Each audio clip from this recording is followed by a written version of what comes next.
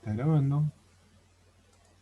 Bueno, todo lo que son los elementos de separación y almacenamiento.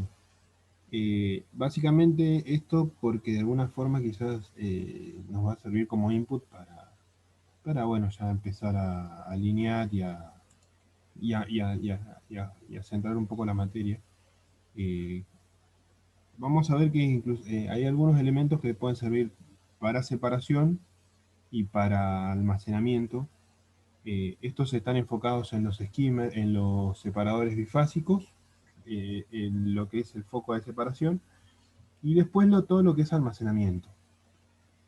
Y almacenamiento pueden ser, va a depender, depende del fluido, porque en un tanque no podemos almacenar gas. Fíjense que hay otros tipos de recipientes eh, y ya cambia el concepto de cómo se deben almacenar esos fluidos. En el caso de los sólidos, básicamente no hacemos foco porque siempre quedan almacenados en galpones o a cielos abiertos. Entonces, por ahí no es de tanto interés el estudio en un inicio. Después puede ser que sea un sólido, qué sé yo, radioactivo, que se necesite un tratamiento más específico. Entonces, bueno, en esa situación ahí sí, ya se procede a analizar el tipo de recipiente y demás. Eh, Comencemos con los separadores. Básicamente son los separadores pueden ser o verticales o pueden ser horizontales. Y la función dentro de los separadores siempre va a estar dividida en dos o tres partes. La primera parte, que es operando en bifásico, es muy parecida a la operando en trifásico. ¿Qué significa? Que cuando operemos en bifásico vamos a tener dos fases, donde una va a ser líquida y la otra fase va a ser gaseosa. Entonces vamos a tener un caudal bruto de ingreso, y dentro de ese equipo se van a condicionar y se van a separar las dos fases, ¿no? Por un lado va a salir una fase líquida y la otra fase gaseosa. Con el separador trifásico pasa lo mismo, solamente que además de tener un caudal bruto, tenemos como input, tenemos una separación dentro de los equipos, con dos líquidos de distintas densidades.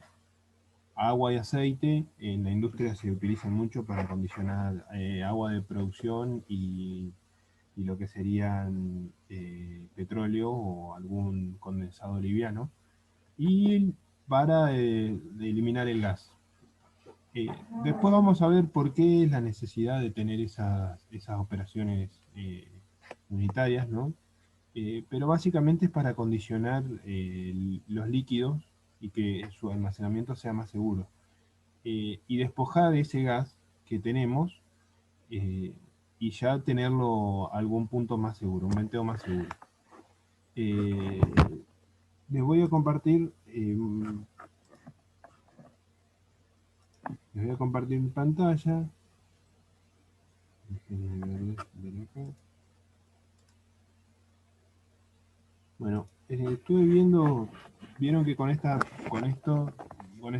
metodología, con los equipos, he tomado la decisión de buscar los videos en YouTube, primero para que tengan acceso ustedes y después lo puedan estudiar, lo puedan volver a ver las veces que quieran, y porque es más fácil, es mucho más fácil verlo, eh, y es más fácil tenerlo en la retina al momento cuando les toque aplicarlo. Comencemos con el separador bifásico vertical. Díganme si escuchan.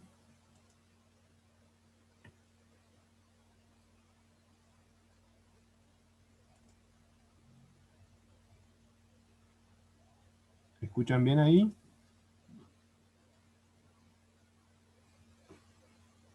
Eh,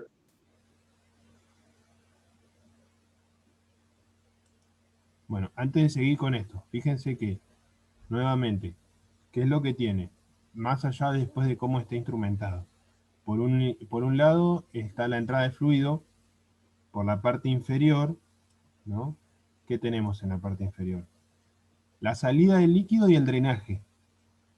¿Por qué tenemos una salida de líquido y un drenaje? Porque en este caso la salida de líquido va a ser parte del proceso y va a ser una salida continua, y vamos a tener el drenaje, que el drenaje es para cuando saquemos el equipo por mantenimiento o si se nos tapara la línea de líquido. ¿Qué pasa? Muchas veces las líneas de líquidos vienen con sólidos, ¿no? O hay algún problema con los líquidos, por ejemplo, si tuviéramos alguna condición de operación, por ejemplo, si fueran parafinas, que se nos parafine y se nos tape la línea. Entonces, para evitar eso, siempre se tiene una línea auxiliar y el drenaje para poder sacarlo de servicio y mantenerlo, ¿no?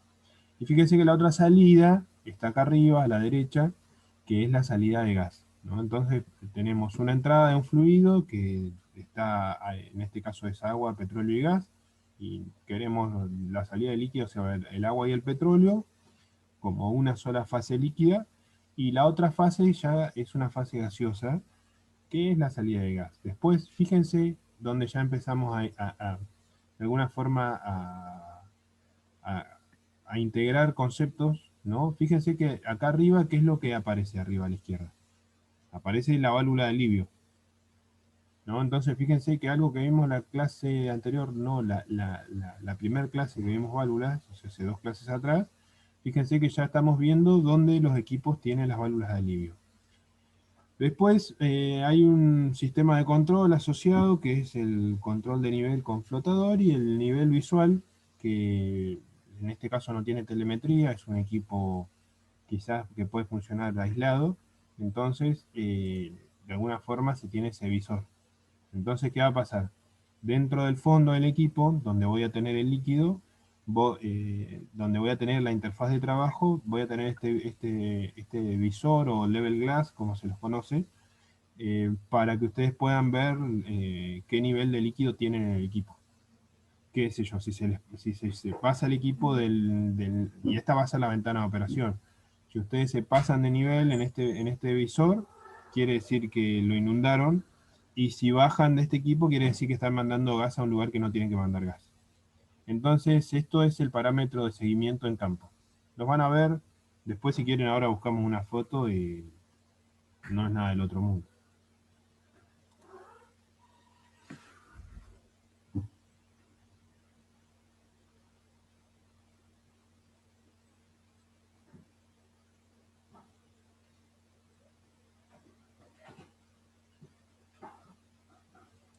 Bueno, antes de seguir avanzando con el video, porque no dice más de lo que está en la imagen. Básicamente tenemos la entrada, fíjense que puede ser que tengamos estas placas deflectoras que sirven para direccionar el flujo y de alguna forma hacerlo laminar, y que dentro del equipo sea más ordenado para tener una interfaz en el visor que no esté el oleaje, entonces sea más fácil monitorearlo.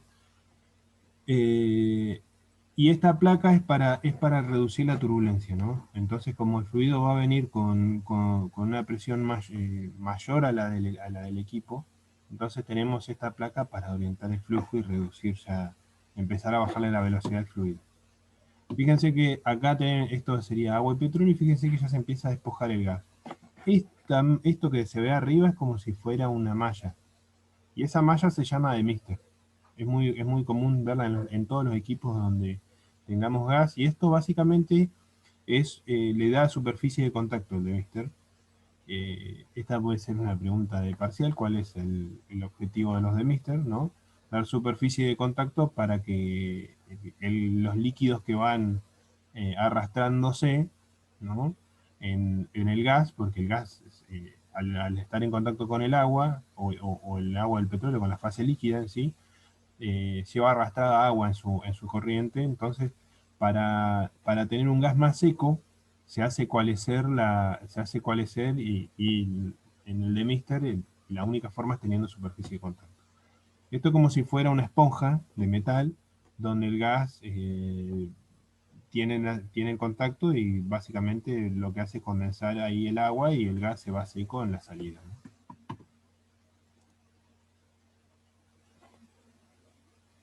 ¿Es como un filtro eso, profe, o qué? Más o menos. Sí, ¿cómo? ¿Es como un filtro?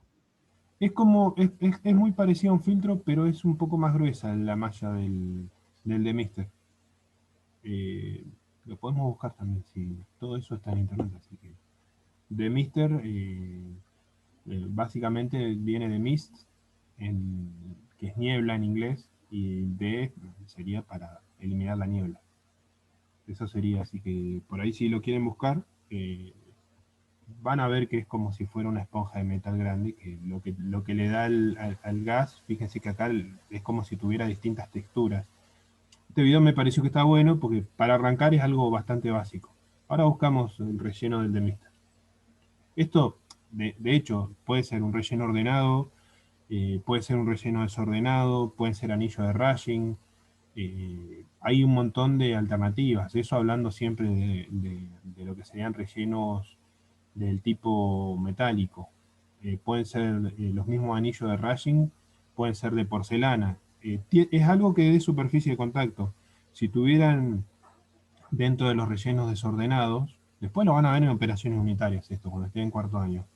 Eh, pero, por ejemplo, si quisieran dar superficie de contacto y no tuvieran ningún caso, un caso bueno que está es dando distintos niveles con vidrio, por ejemplo, ¿no? Con el desecho que tienen las vidrierías, esto tienen que encapsularlo bien para que no caigan los sólidos, pero básicamente es dar puntos de contacto para que el gas condense.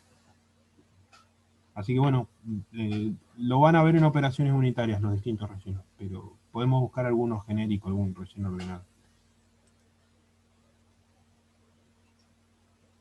¿Vieron ahí, vieron, ahí habló del extractor de niebla y que volvemos acá 2 segundos. Fíjense, ¿vieron qué es lo que hace ahí, básicamente?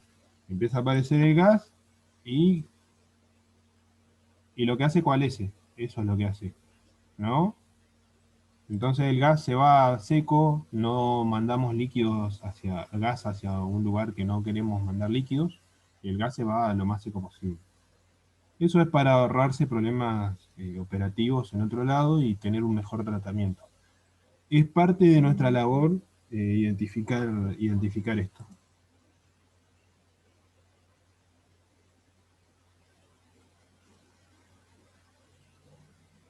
Bueno, hay algo que la clase pasada no vimos, ya casi no se usan. Porque ¿qué pasa con el disco de ruptura o el disco de seguridad? Es una segunda válvula de seguridad. Lo que pasa es que una vez que se rompió el disco de ruptura o el disco de seguridad, o como aparece acá, directamente hay que sacar de servicio todo el equipo y parar producción y listo. Usualmente, ¿cómo es la configuración? Se dejan dos válvulas PCB, ¿no? Una seteada al 95% de la máxima presión de operación y el otro al 105. Eso es lo que dice la API 520. ¿No? Entonces se trabaja la que va a activar primero la que está al 95% de la MAPO, la máxima presión de operación, y si esa no alcanza de alguna forma evacuar todo el caudal y disminuir la presión del equipo, está la otra en 105 y bueno, así tenés protegido el equipo porque la del 95% ya está erogando caudal, presión, todas las condiciones que están poniendo en riesgo al equipo.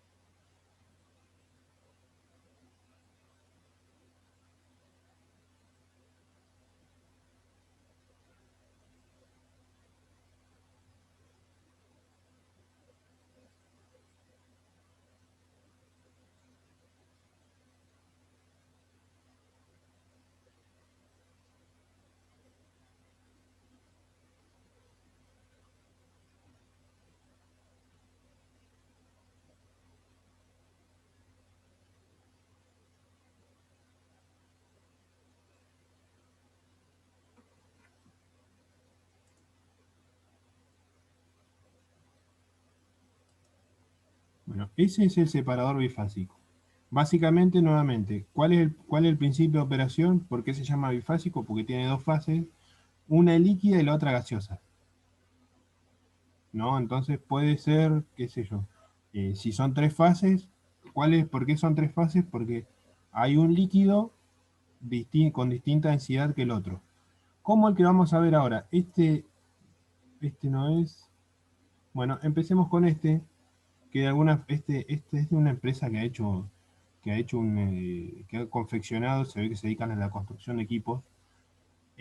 Para verlos de afuera me pareció interesante, porque así cuando lleguen a una instalación los van a ver. Es un tacho, básicamente es un chulengo. No hay más que decir, o sea, van a ver algunas cosas, pero lo interesante es lo que pasa adentro, y les encontré un video de Festo que está tremendo. La verdad que me gustó muchísimo. Después, bueno, ellos venden su producto, ¿no? Pero me pareció muy bueno y es algo que está muy bueno directamente tenerlo, así, como de referencia.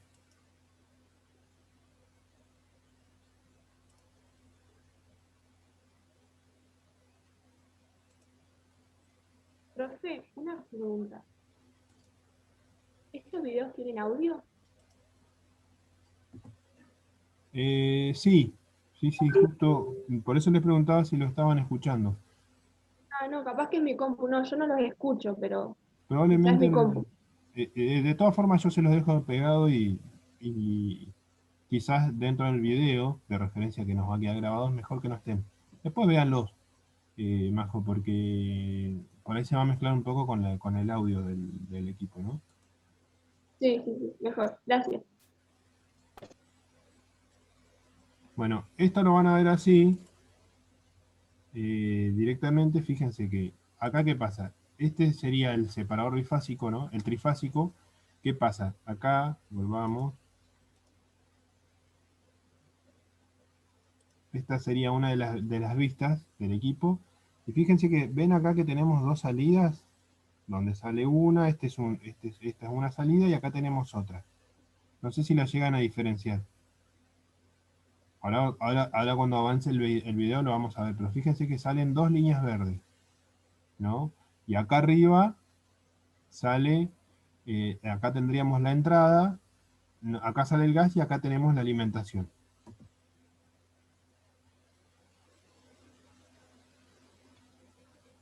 Esto es un renderizado de algún equipo que han construido ellos y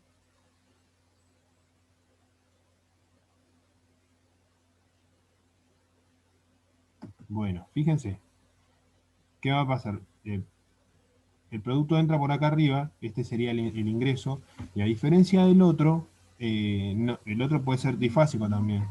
En los verticales, pero usualmente se utilizan como bifásicos.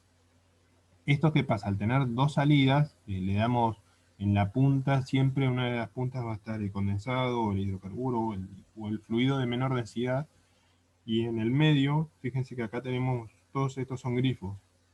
Y todas estas válvulas sirven básicamente para mostrar el producto que tenemos dentro del separador. Depende de la presión que trabajemos, esto es muy recomendable porque nos permite dar seguimiento a los parámetros físico-químicos, o quizás no lo es tanto. ¿Por qué no lo es tanto? Porque si tuviéramos una presión muy alta, esto al estar en servicio, tenemos un posible punto de fuga y, bueno, operativamente puede traer algún problema. Estos que ahora los vamos a ver, eh,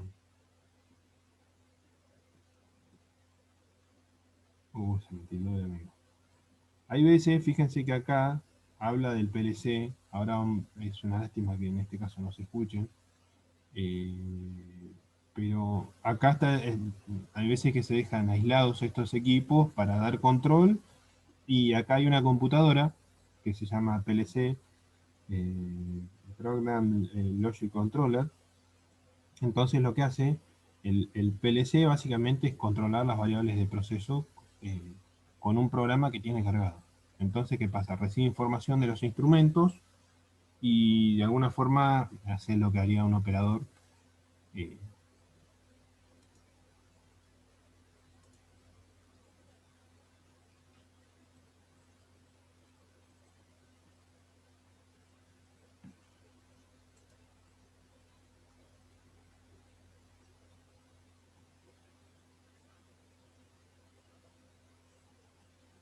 El detalle está bastante bueno el equipo porque para hacer un renderizado. Bueno, acá hay algo, este tipo de válvulas, ¿qué válvulas son?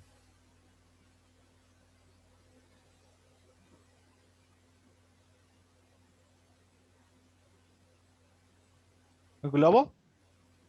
Estas válvulas, donde tengo el cursor, ¿qué tipo de válvulas son? ¿Válvulas globo, no son? Fíjense que ya no tienen que poner a estudiar válvulas. Estas son válvulas esféricas, ¿no? Fíjense que el volante más la figura de la válvula les da además a una válvula esférica.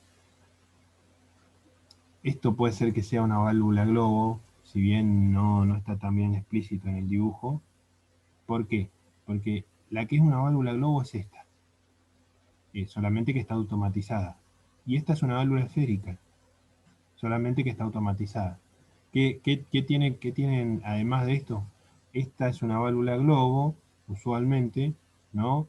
Y acá lo que hacen, ahora lo vamos a ver bien en el equipo, en el otro video, en el de Festo,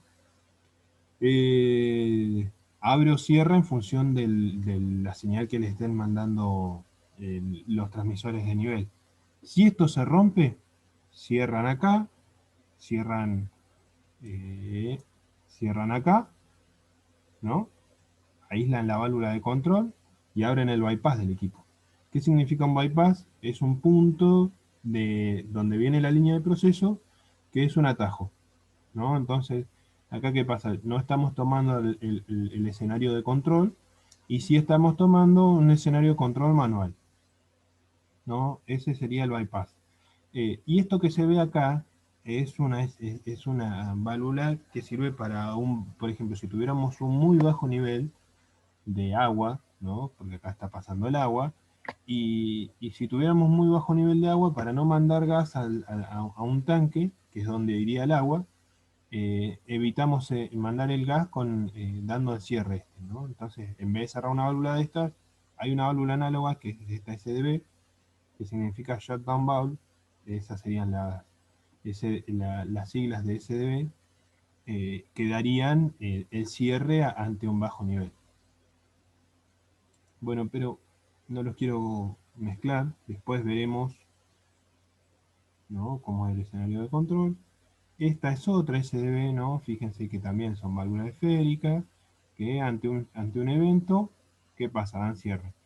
Otra de las cosas que mencionábamos en la clase anterior, el tipo de montaje de las válvulas. Fíjense que acá que tenemos una brida, ¿no? Esto viene soldado ahí, y acá viene la brida, ¿no? Entonces esas bridas son del tipo welding neck, donde después van atornilladas o abulonadas con la válvula. Esto naranja que se ve acá es lo mismo que el otro, es el actuador de la válvula, que es la SDB. Es una válvula de control, pero no tanto de una protección mecánica, sino de la protección del proceso, para no llenar el equipo o no vaciarlo. Y esto que se ven acá es el indicador de posición de la válvula. Básicamente tiene una leyenda que si la válvula está abierta dice open, y si está cerrada dice close. Y a medida que las válvulas son más grandes, los actuadores son más grandes. Es una obviedad, pero bueno. Miren, ¿y esto que está acá abajo qué es? ¿Qué les da la sensación que es? ¿Qué tipo de válvula es esa? Esta es una esférica. ¿Y esta qué tipo de válvula es?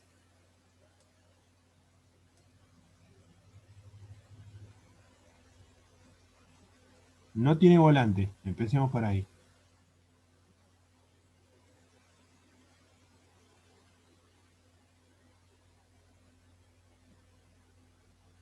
O reformulo la pregunta, ¿es una válvula?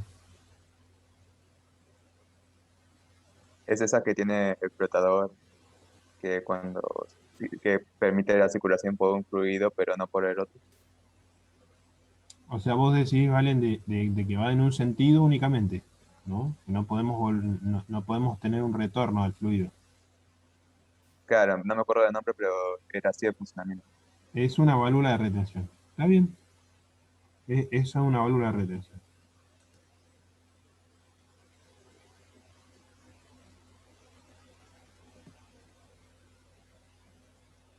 Bueno, ven, esto que está acá es un transmisor de nivel, ¿no? Que lo que está mandando la señal al PLC de cómo tiene que controlar la válvula.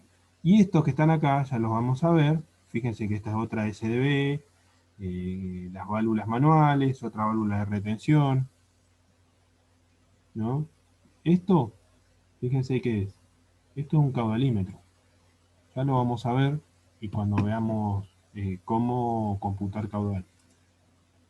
Cómo tener lectura del caudal. Ese es un caudalímetro del tipo másico. Ahí adentro tiene un tubo de Coriolis. ¿Vieron los ejercicios de presión que vieron con Iván? ¿No?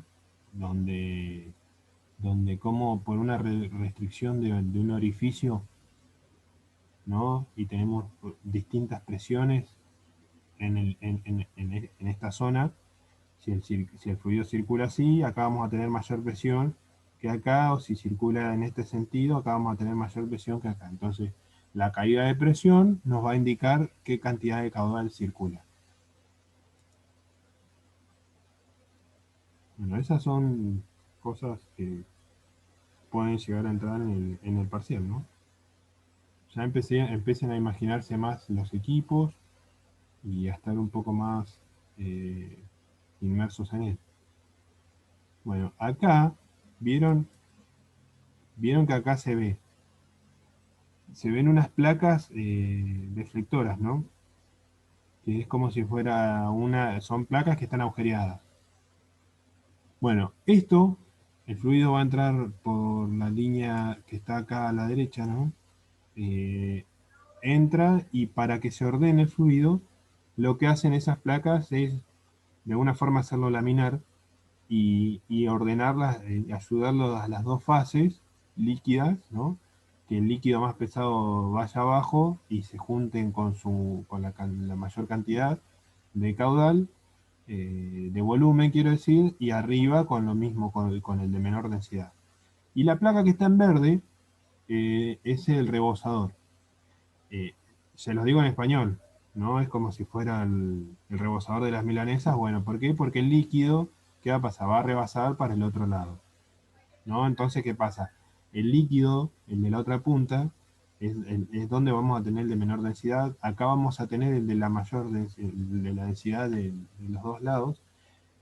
A nivel de instrumentación, acá se lee el nivel total, el del menor, porque es una sola fase líquida.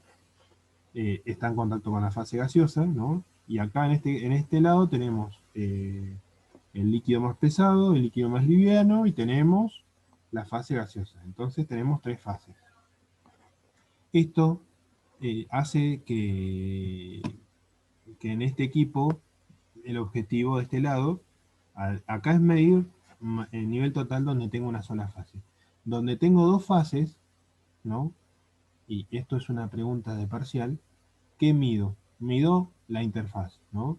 ¿Por qué? Porque voy a medir el nivel de líquido. Porque con esto no quiero mandar líquido, el líquido más liviano, hacia el tanque donde estoy almacenando el líquido más pesado. ¿Para qué? Para evitarme el reproceso y eso, la verdad que es un dolor de cabeza. ¿Por qué? Porque usualmente las instalaciones no se preparan para hacer un reproceso. O sea, se pueden hacer, pero no es el flujo y no es la condición de ser en sí de la instalación. ¿No? Fíjense que ahí, ¿cómo se llamaban estas? Las vimos en el otro caso.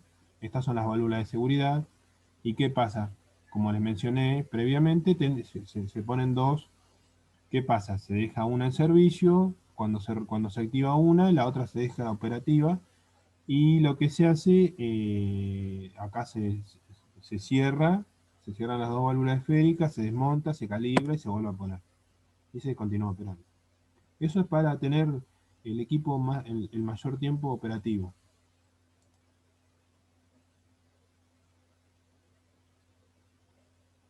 ¿No? ¿Vieron?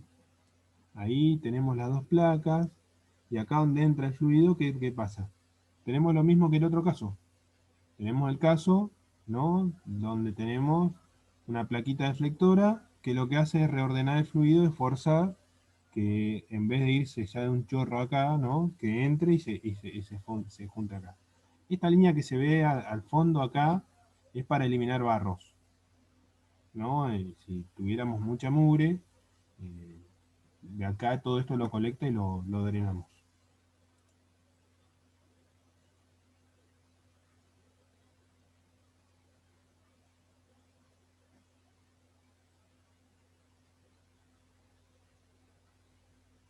Bueno, eso que están ahí, fíjense, vieron que están ahí, este es bastante cheto, ¿no? Porque no se suele encontrar acá, ¿no? Pero eso es un level glass. Ese es el indicador de nivel que les mostraba el otro equipo. Este equipo pareciera que está bastante bueno, ¿no? Eh, Fíjense que acá, el level glass, está conectado al proceso y vemos monitoreamos a nivel in situ. Acá hay algo que puede ser que lo vamos a ver la clase que viene. Fíjense, a simple vista, da la sensación que este equipo es el level glass es de un acero inoxidable. Y esta válvula esférica es de un acero al carbono.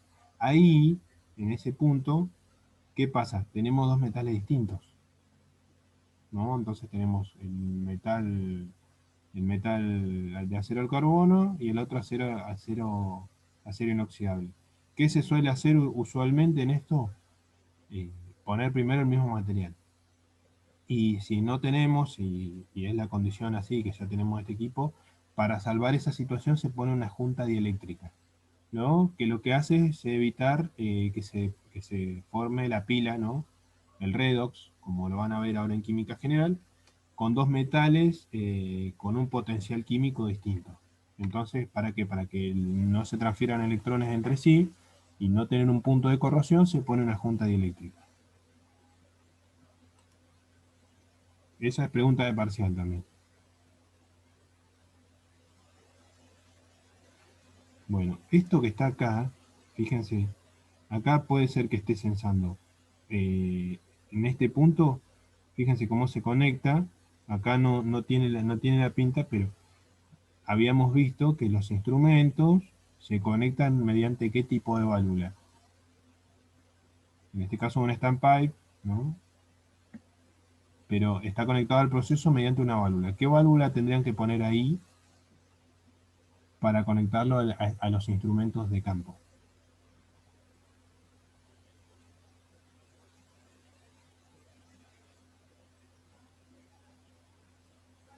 La mariposa, esa chiquita. Exactamente. Ahí va una válvula mariposa o si me decían una VAC, también está perfecto.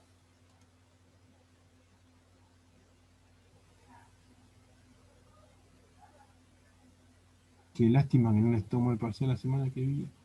Bueno, les vamos a dejar en unas semanitas más para estudiar.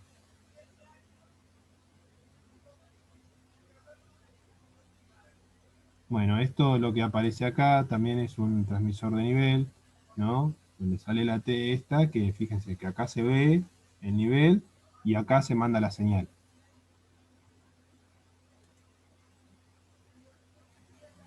Si el proceso es sucio, eso es propenso a ser un dolor de cabeza, pero es medio como la única solución que tenemos disponible.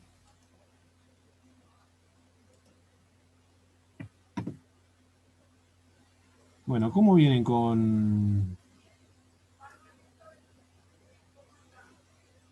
Bueno, y veamos este. Vamos a cerrar el anterior. El anterior. Veamos el de Festo. Así vemos hidráulicamente ya cómo funciona un separador. Que acá es donde yo creo que está la mayor ganancia hacia ustedes, porque ya lo ven medio como operando.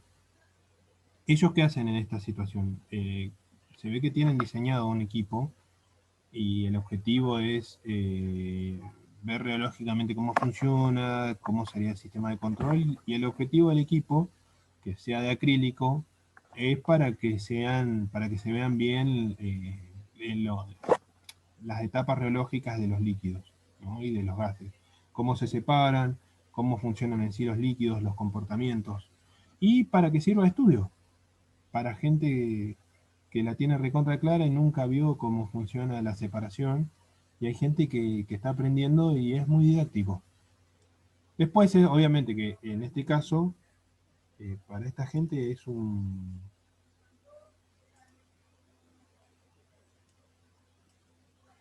Fíjense que acá ¿qué pasa? Vamos a ver que dentro de esta cuba, acá está separado, tenemos el de menor densidad, que es un aceite. Acá tenemos el agua y el aceite, y acá tenemos los reservorios, ¿no? De agua y aceite. Esos se programan y en función de las frecuencias que se le mande a las bombas, van a bombear más o menos caudal. Y esto es un circuito cerrado. Esto tiene asociado un compresor, ¿no? Que alimenta a las válvulas de control, a todos los solenoides, y alimenta al mismo gas de proceso. Entonces, ¿qué pasa? Simulan tener las tres fases, ¿no? Agua, aceite y aire de instrumentos. La verdad que está muy bueno, me gustó, más allá del espíritu comercial de Festo. Bueno, esto que está acá, de alguna forma algo así, como nos pueden ver, son como el de Mister está acá. Y estas placas van a ver que son las placas ordenadoras de flujo un poquito más chicas. ¿Por qué? Porque el equipo es chico. Esto que lo vean así y que tengamos esta información disponible, la verdad que es un lujo. ¿Estas qué tipo de válvulas eran? Eran válvulas de control. De una, deben ser de 1 pulgada o como mucho. Después está toda la instrumentación asociada al equipo que...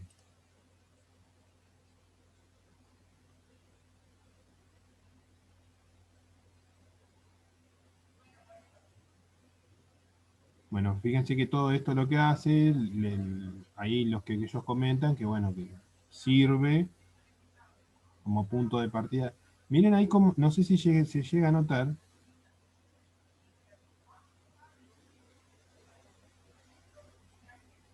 Volvamos acá, cuando empieza el video.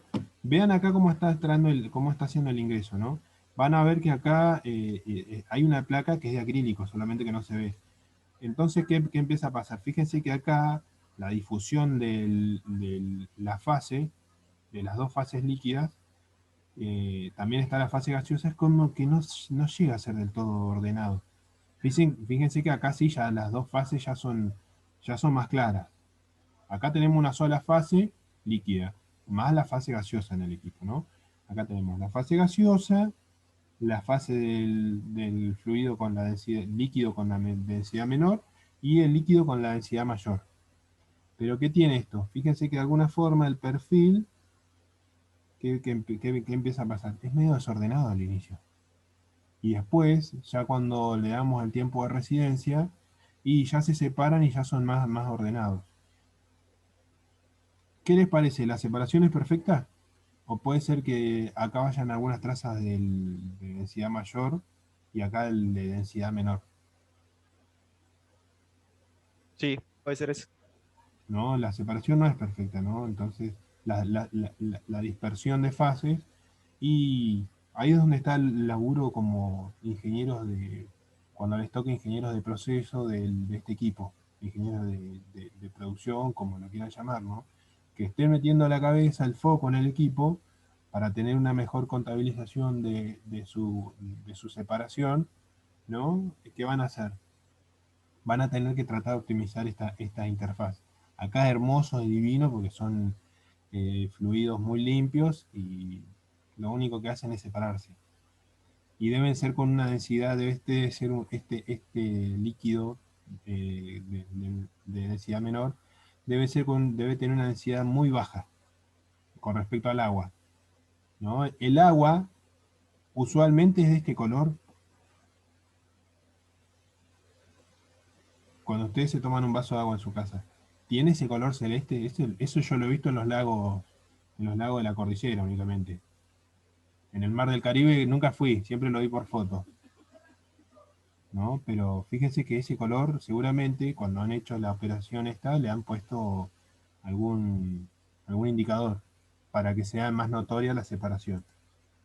Bueno, Nuevamente, fíjense cómo entra, fíjense que se ven las burbujas, y fíjense cómo se ve el flujo turbulento, y acá que tenemos un flujo laminar.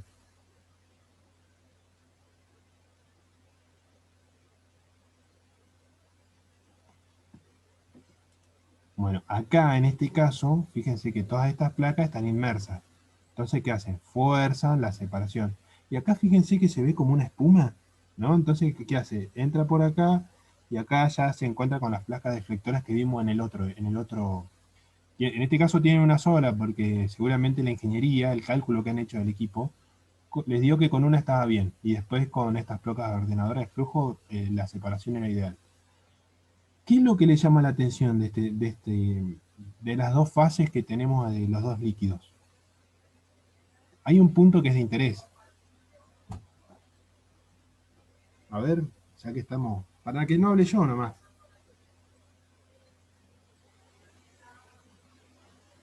¿Qué le llama la atención ahí? Que ya a la derecha casi ya no lo tenemos. La espuma. La espuma. Y esa espuma se llama interfase. Fíjense que acá a la derecha ya medio como que se va muriendo y ya no hay interfaz. La interfaz sí sigue estando pero acá es un punto de conflicto. Que de alguna forma, ¿qué es lo que hace todo esto? ¿No? La misma confección del equipo que hace, tiende a ordenar el flujo. Entonces la persona que diseñó esto tuvo un muy buen diseño. ¿Vieron cómo sigue siendo turbulento el ingreso y después? Eso ahí el perfil, ¿no? De acá donde tenemos un flujo netamente turbulento y desordenado, y cómo acá relógicamente se va ordenando. Esto es, ojalá yo hubiese tenido esto cuando estudié integración 1 para poder imaginármelo mejor. Pero fíjense acá el perfil de distribución de la fase hasta que llega acá, esto es un lujo, la verdad. Y fíjense que acá, arriba, no sé quién me preguntaba del de Mister, fíjense como una esponja, ¿no? Porque nuevamente, ¿qué queremos hacer con el gas? Mandarlo lo más seco posible. Acá, ¿qué pasa si como esto es un circuito cerrado, ¿no? ¿Qué pasa si yo mando gas al punto donde estoy teniendo la descarga esta con líquido? Capaz que no pasa nada porque va a una línea de descarga o algo, pero si fuera un compresor y ese líquido entra a un compresor, mecánicamente lo puede romper y puede ser muy dañino y pueden ser pérdidas de tiempo, ¿no? Pero fíjense que esto acá es muy claro cómo entran las tres fases, ¿no? Después cómo se separa la fase líquida, ¿no? Con las dos fases, con las diferencias de densidades, el gradiente, y después acá obviamente el gradiente del gas es clarísimo. Acá se ve un poco mejor la válvula de control. Fíjense que la interfaz con la emulsión, ¿y por qué se produce la emulsión? ¿No? Básicamente el principio es con dos líquidos de distinta densidad, como pasa con el aceite o sea, lo que sería el aceite y el huevo cuando hacen la mayonesa. Si esto le agregamos sólidos, es muy difícil separarlo, ¿no? Tiende a ser una emulsión estable.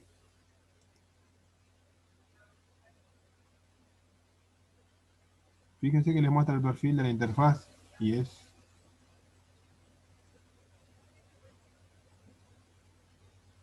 y obviamente después la gravedad hace su efecto donde tenemos el principio de separación.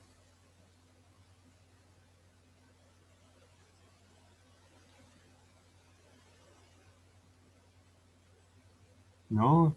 Está el rebosador y ahí hacen la separación y chao. Bueno, y ahí ya empieza a vender. Eso es algo que en la jerga se conoce como el HMI o Human Mind Interface eh, para, eh, para poder tener la operación, y ya esto es Disney. Después véanlo, por lo menos podemos charlar un poquito de esto. Y estos, de alguna forma, Me pareció verlo más fácil así y que después, antes que darles un apunte o tratar de explicárselo yo con el apunte, como voy a hacer con los tanques. Porque los tanques, estos líquidos, ¿qué hacemos con estos líquidos una vez que los separamos? ¿Qué se imaginan que hacemos? ¿Para qué separamos?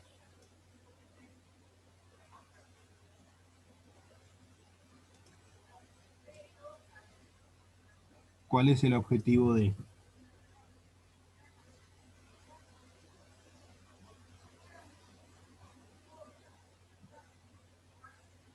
¿Para qué se imagina la Porque, separación?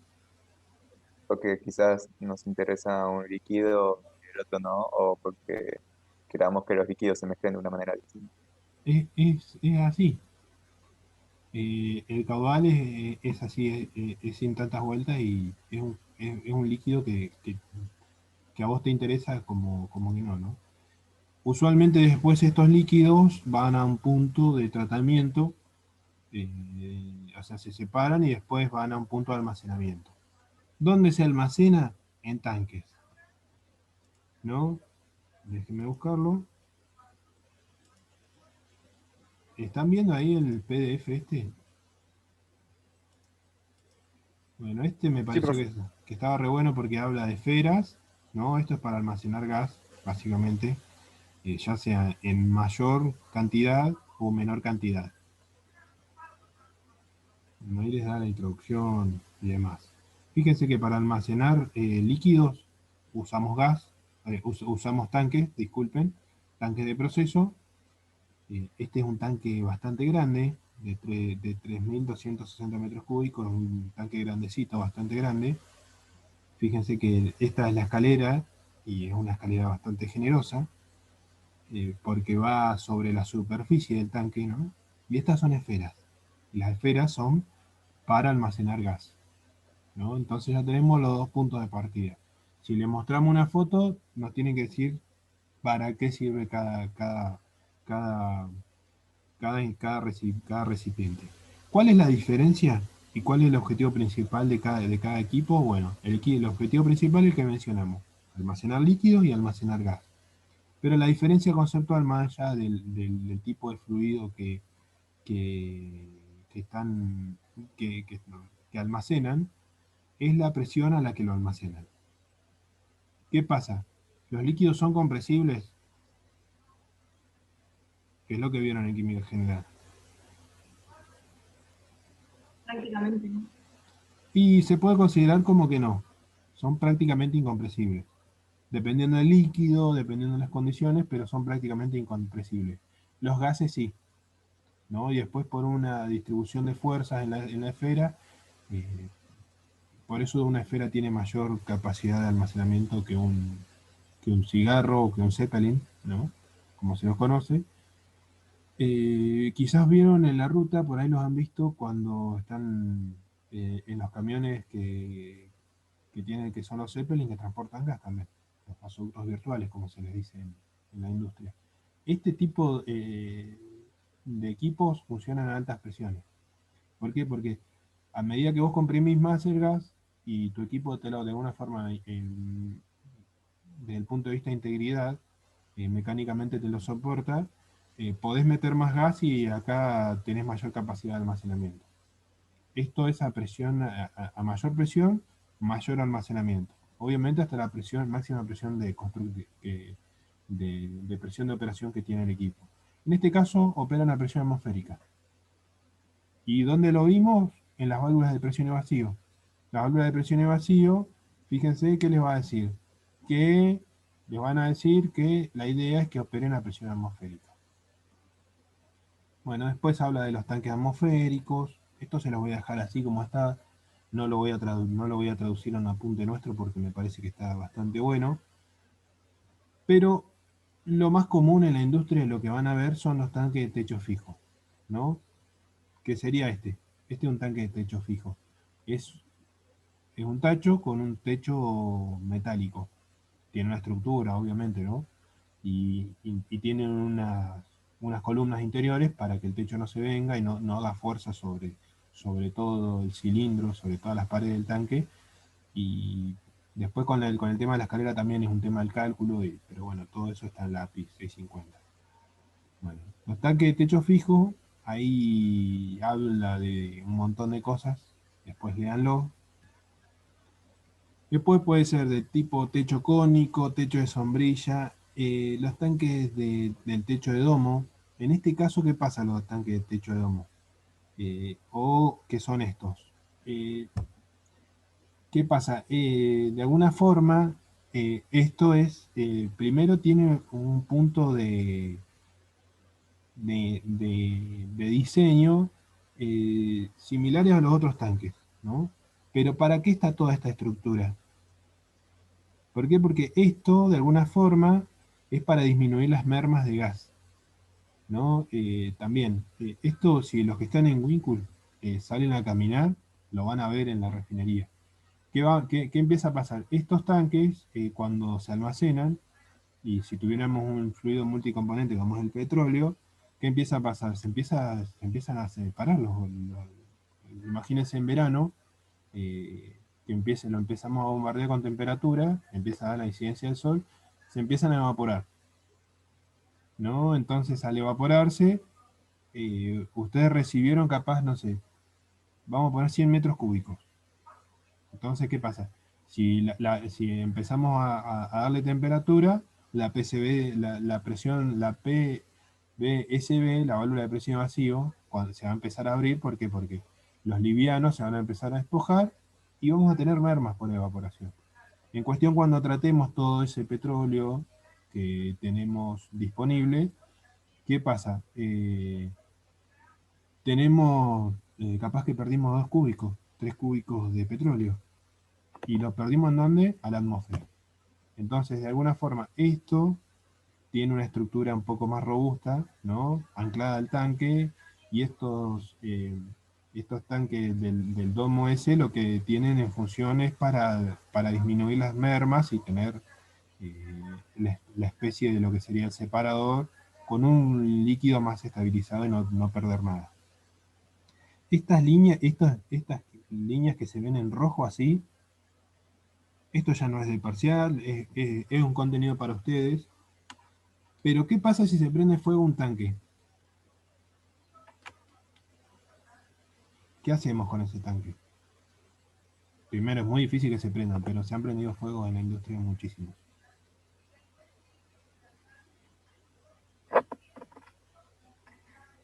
Lo que hay que hacer es refrigerarlo y después tratar de ahogar el fuego arriba. Entonces la forma de refrigerarlo, para que de alguna forma no colapse una de las paredes, es con una red contra incendio. Entonces, ¿qué hacen? Enfrían la parte lateral y se lo empieza a regar hasta que se apaga el fuego. A veces funciona y a veces no. Bueno, ¿no? Techo cónico, el clásico, el caballito de batalla. Fíjense que tiene una columna vertebral que soporta todo y acá es como si tuviera una sombrilla, ¿no? Los cónicos soportados, que este es el clásico. Esto, apúntenselo esto para el parcial, porque sepan tener las diferencias. ¿Qué pasa? Hay veces que en este tipo de... Hay veces que son... O sea, la gran mayoría se construyen para que sean internamente soportados. A veces pueden ser externos, ¿no? Y bueno, lo que veíamos del techo tipo domo o sombrilla. Así como pueden ser de una construcción fija, otra forma de disminuir las mermas es no dejar que la fase gaseosa, o sea, que se separe. Veámoslo en el video este que les tengo preparado. Esto es algo que hice hace un par de años atrás, ¿no? Imagínense el tanque de petróleo. Nuevamente, ¿qué les traté de dibujar? La interfaz, el fluido de menor densidad y el agua, ¿no? Además, los tanques de funcionar como almacenamiento, en la industria es muy común y es muy clásico encontrarlos como elementos de separación. Es un decantador de 1000 cúbicos, de 2000 cúbicos, del volumen que sea. Porque capaz que un separador de ese tamaño ya es muy grande. Y ya lo separamos en otros puntos. Y acá lo único que hacemos es separar la fase es líquida. Capaz que tenemos un separador bifásico, nos sacamos el gas de encima y mandamos el caudal bruto y lo separamos acá. Son usualmente las estrategias de separación y producción de petróleo que se tienen en las redes de superficie, ¿no? Ahí tenemos el caudal que ingresa. Esas son las placas de alguna forma que van a tender a unir las burbujas de menor densidad del petróleo y después se separan, ¿no? Y este efecto, ¿no? ¿Qué va a empezar a pasar? Los livianos, los de menor densidad, van a tender a despojarse de la parte líquida. Entonces, de alguna forma, los tanques cortadores o tanques skimmer o los tanques de almacenamiento de petróleo o de algún fluido multicomponente, lo que tienden es a separarse, ¿no? Obviamente, como no se pueden salir, se condensan y ahí se tiene un equilibrio. Los que dentro del petróleo, ¿no? Lo que se tiene es los más livianos, son los que les menciono ahí, ¿no? Fíjense, metano, etano, propano, butano, pentano, hexano, eso lo van a ver el año que viene en química orgánica, ya empiecen a familiarizarse. Y después todos los otros ya son, fíjense que los puntos de ebullición ya son mayores, ya el hexano ya es medio difícil encontrarlo en una condición de temperatura ambiente. Aún con mucho calor va a ser una condición líquida. Fíjense que el punto de ebullición son 69 grados. Bueno, telas de otro costal, después lo verán, ¿no? Entonces, ¿qué pasa? Tenemos la fase líquida y la fase gaseosa, y a su vez tenemos la interfaz líquida y la interfaz líquido-vapor, ¿no? Entonces son 3 puntos de interés. Entonces, para eliminar esta fase, de alguna forma que aparece en color refugiada así dentro de este círculo verde, ¿qué hacemos? No la dejamos que se evapore y ponemos un techo flotante acá. Y eliminamos ese escenario. ¿Qué va a pasar? Cuando suba el nivel, va a subir, porque esto es como si fuera, tiene unos flotantes, la placa flotante, y va sobre la superficie, ¿no? Entonces va bien distribuida. ¿Para qué? Para que se mantenga en toda la superficie. Imagínense una superficie, le estoy hablando de muchos metros cuadrados, no sé, de 65 metros cuadrados, si el tanque es de 9 metros. Bueno, ya volviendo, ¿no? Los del techo flotante, ahí les habla, se las especifica, les cuenta toda la historia del techo flotante. Y fíjense, esto es lo que les decía. Esto es el tanque, ¿no? Y este es el techo.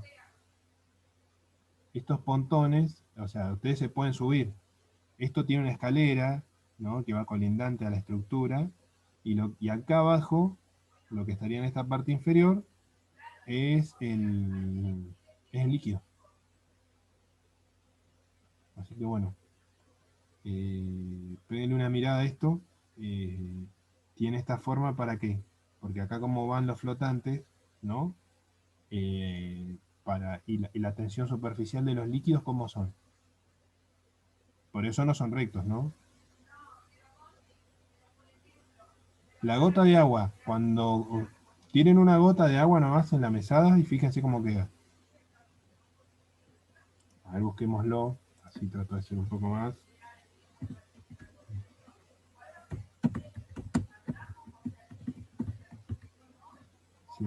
Agua.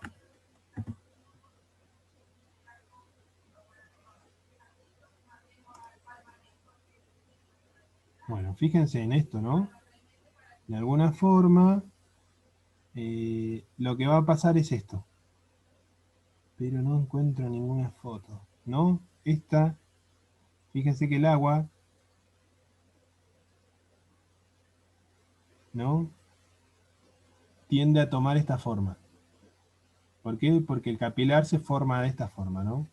Lo mismo pasa con el petróleo. Hay en algunos casos que el capilar, en vez de formarse así, cuando la densidad es menor a un cierto valor que no recuerdo, el capilar en vez de ser cóncavo es convexo, ¿no? Tenemos la forma inversa. Entonces, ¿qué pasa? En estos casos va a tender a formar esta forma. Entonces, para tener en cuenta el fenómeno de la tensión superficial, ¿no? Tienen la forma esta, del pelo de la tensión superficial del líquido. Entonces, ¿qué pasa? Al tener un techo de techo flotante, ¿no? Los pontones serían los gomones, que de alguna forma van apoyados sobre esta placa. Lo que hacen es no dejar que se evaporen, de no tener las dos fases. Así que bueno, con eso, esto se los paso, léanlo, y que bueno, que les sirva de referencia a esto. Me parece que está muy bueno. En esto tomen la lectura, fíjense que acá habla del techo flotante, las formas y demás, ¿no? Me pareció que está muy bueno. Esto léanse todo el apunte hasta que entra en el parcial, porque esto habla de ventajas, desventajas.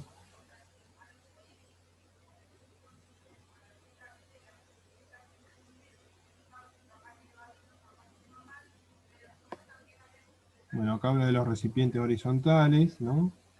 Recipientes esféricos. Eso en el capítulo 1, que es hasta la página 24. Ahí está bien detallado todo, cualquier cosa la vemos.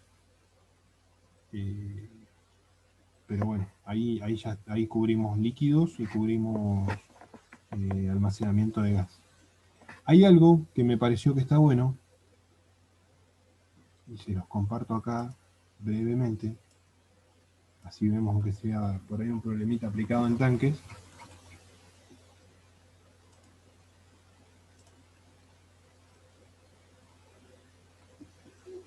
Esto se ve que es de un grupo de una facultad. Fíjense donde empieza a hablar del diseño y cálculo de un tanque y demás. Y acá empieza a hablar, fíjense cómo esto parece un chiste. Estas que se ven acá, estas placas que se ven soldadas, ¿no? Estas láminas, como se va construyendo el tanque, esas se llaman virolas, ¿no? Entonces, ¿qué pasa? Esto, fíjense que está la columna del tanque, y este va a ser un tanque de techo fijo, autosoportado, ¿no? Porque después acaba toda la estructura. ¿Qué pasó con ese tanque? En el momento no lo aclararon interiormente, vino un viento al estilo patagónico, ¿no? Esto es de Europa, pero acá lo pone fallo por soldadura. No, eso no es un fallo por soldadura. Ahí lo que pasó es que no lo soportaron, y si hubiese sido un fallo por soldadura, directamente se desuelda. Y la virola, ¿qué pasa? Sale como si fuera un gajo, como las pelotas de fútbol, ¿no? Como una pelota de vóley, imagínenselo, ¿no? Entonces, ¿qué pasa? Si esto hubiese tenido alguna falla por soldadura, lo que hace es se sale la virola. ¿Qué otra cosa le llama la atención de las virolas? ¿Cómo están posicionadas las virolas? Como ladrillos. Como los ladrillos. Esto, al estar posicionado así las virolas, ¿no? ¿Qué hacen? Le dan una tensión, una rigidez mayor a la soldadura, y no tendríamos un punto de unión. Por ejemplo, si tuviera acá, ¿qué pasa? Le doy un punto de ruptura mayor al material. Entonces, ¿qué pasa? Al tener esto y soportarlo dentro de estas dos caras, le doy una mayor tensión. Esto, hagan de cuenta que una lata de atún con un espesor muy fino, y que de repente ustedes lo soplaron un poquito fuerte, como el logo de los tres chanchitos, y lo doblaron. Esto yo lo he visto. estaban en una construcción en el sur, en Comodoro, y de repente teníamos al gerente de negocios, al gerente de operación y mantenimiento, preguntándole a la gente de construcción cómo iban a arreglar esto, ¿no? Lo anclaron, como está ahí, lo empezaron a traer con un malacate, tomó la forma, soldaron, anclaron y siguieron. La verdad que desde el punto de vista de ingeniería, magnífico. Bueno, esto también se lo voy a dejar. Acá les habla, fíjense, el fallo plegado del cuerpo debido a vientos débiles. No necesariamente vientos débiles. Si el viento es fuerte, chao, es la misma. Falta de soldadura en la base. Acá se les levantó. Y esto por más que esté anclado en la base y esté bien soldado, cuando viene un viento y ustedes tienen obviamente, dentro de los perfiles de los vientos, a medida que están más altos y al tener menor fricción contra el piso, ¿qué pasa? En este punto el viento es mayor que en este punto, ¿no? La velocidad. ¿Por qué? Porque no tenemos fricción contra nada. Entonces, ¿qué pasa? Acá, esta restricción, al no tener ningún puntal, se lo llevó puesto en castellano. Esto es otro caso. Fíjense, el fallo por dimensionamiento correcto. ¿Qué le llama la atención de ese tanque? ¿No? Fíjense, dimensionamiento de cargas incorrecto, la prevención, realizar un correcto cálculo de diseño. Ese tanque, ¿qué es lo que le llama la atención que esté mal construido? ¿Cuál es el error del diseño? Y en ese caso se ve que es un tanque de almacenamiento de granos, ¿no? Porque, o de algún cemento o alguna... Esto es un sólido claramente, ¿no? Fíjense que acá se hace como una nube y tiene contra pinta de sólido. Más allá de eso, ¿cuál es el error del diseño? Fíjense el tamaño de los otros tanques que están a la izquierda del tanque que se rompió. ¿Que es más alto que los otros? Es más alto que los otros. ¿Y eso qué tendría qué se te ocurre, Leonela, ya que me colaboraste con el comentario? ¿Cuál es el error de que el otro sea más grande? Más allá de las virolas y todo. ¿Qué le faltó a ese tanque? Que es de mayor capacidad que los otros. Fíjense que lo hicieron recontra fino, en vez de ampliar el diámetro, usaron el mismo diámetro porque no tenían más diámetro disponible, pero lo hicieron para ganar capacidad, lo hicieron el doble más alto. Entonces, si los petizos son de 1000, el otro es de 2000. Pero el de 2000, ¿qué le pasó en el medio? Un problema en la estructura. Evidentemente se olvidaron de poner los soportes de los tanques para que el techo sea autosoportado. Entonces, al ser de mayor altura, no tuvo la estructura suficiente, no tuvo el esqueleto para bancarse un viento o bancarse la misma columna del sólido o de realidad lo que está almacenando.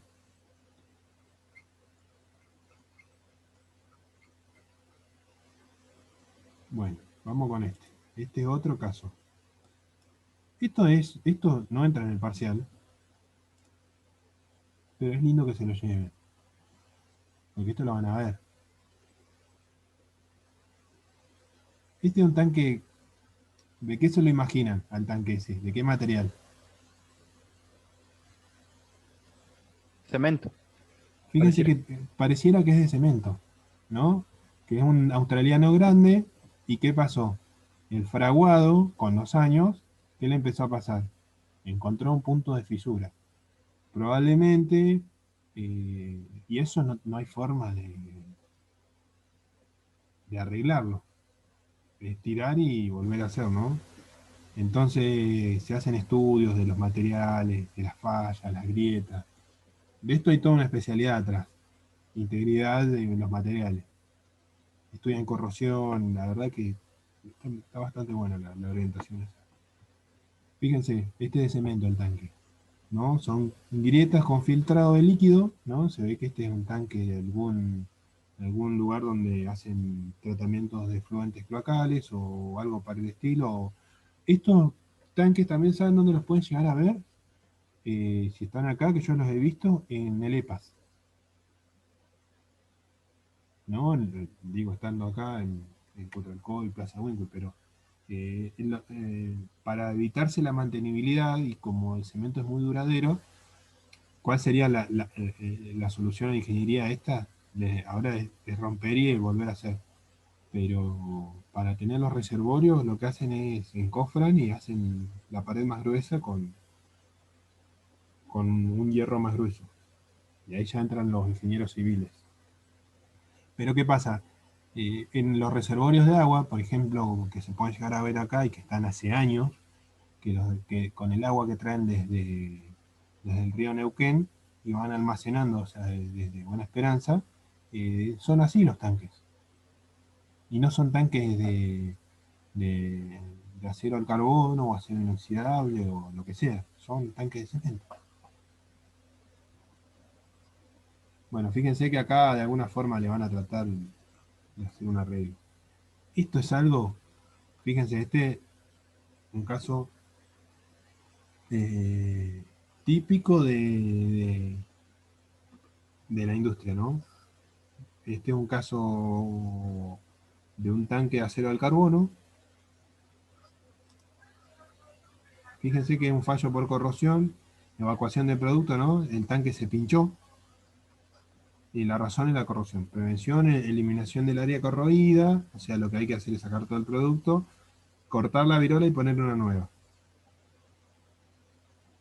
Pero ¿qué le faltó a ese tanque? ¿Qué se imaginan que le faltó? Es algo re básico y las respuestas son... Se van a encontrar ese tipo de respuestas y que es algo que... Y fíjense, se ve que esto es un fluido eh, bastante dura el agua, ¿no? O que lo que ha hecho, no sé, si es un agua muy salada, es que ha hecho formar un sólido. O una espuma. ¿Qué pasó? ¿Qué se olvidaron de hacer en ese tanque? ¿Qué se ahorraron?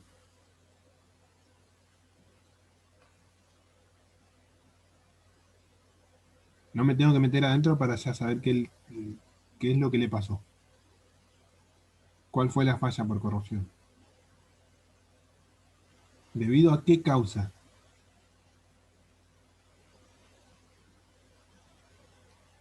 Y la respuesta está por acá.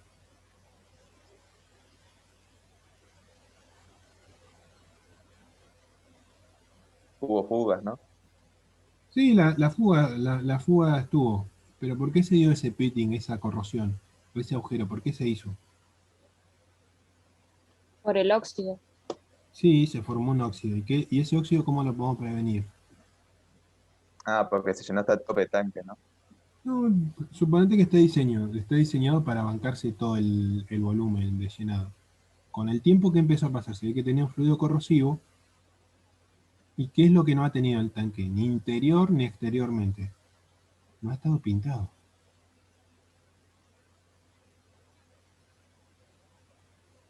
Es lo más seguro que pasó esto, ¿no? Además de que, ¿por qué? Por dónde se pinchó. O capaz que fue un punto en la soldadura, porque también fíjense que a esa altura, fíjense que acá se ve la virola, donde está la soldadura. ¿Y qué pasa? Fue una mala soldadura, pero la soldadura, ¿cómo la hubiesen prevenido? Pintando. Y se dan 3, 4 capas de antióxido con un espesor bastante interesante y después se dan 3, 4 capas de otra pintura. Exteriormente también se los pinta, ¿no? Pero esa es la razón por la cual la pintura de los tanques es un punto fundamental en la vida útil del equipo.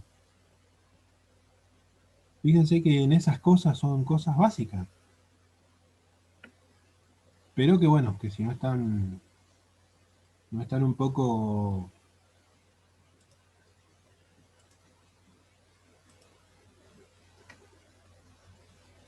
Bueno, no sé si estamos viendo la pizarra.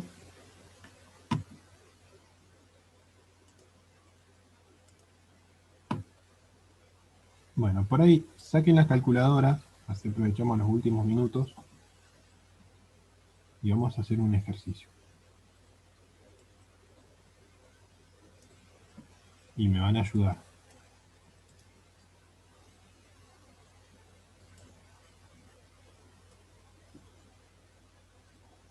Mientras tanto yo voy dibujando el tanque. ¿Qué les parece? Bueno,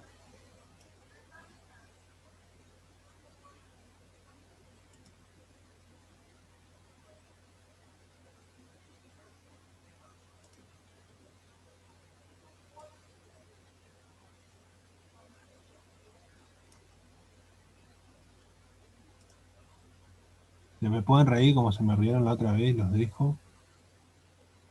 Que me decían que le había dado fuerte al... No, este color no me gusta. Estaba pleno con sistema de representación.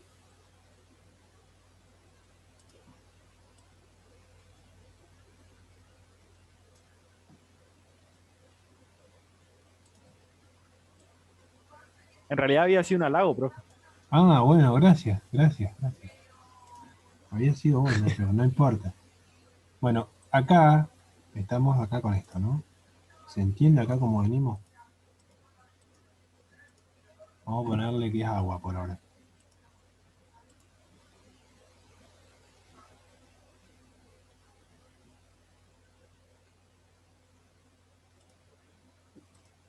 H, ¿cuánto le ponemos? 7,32 metros.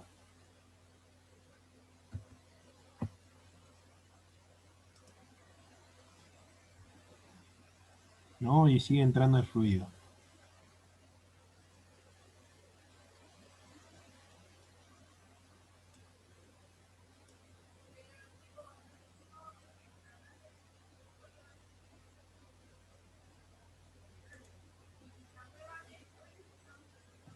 Y acá tenemos la salida de otra línea.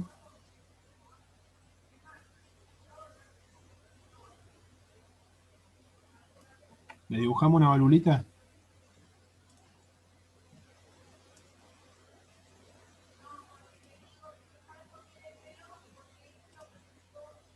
¿Qué vieron con Iván? ¿Vieron algo de hidrostática? Me imagino que sí.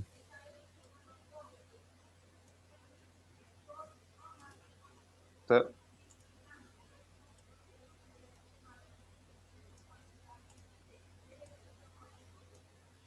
Bueno, y acá donde...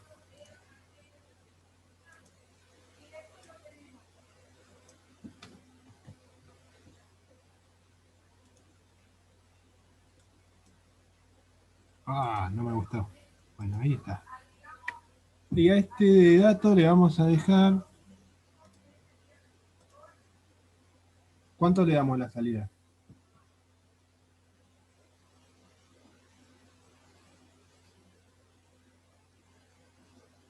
de presión. Ujú. De diámetro. El diámetro este de salida. 2 pulgadas, 1 pulgada. ¿Qué valor ponemos?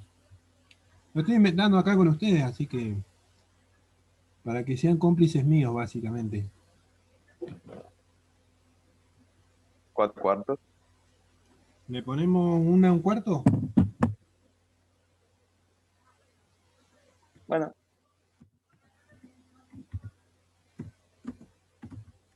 Media complicada la... Bueno, ¿qué caudal voy a tener acá? ¿Cómo calculamos el caudal? Me pueden odiar, los quiero, no se preocupen.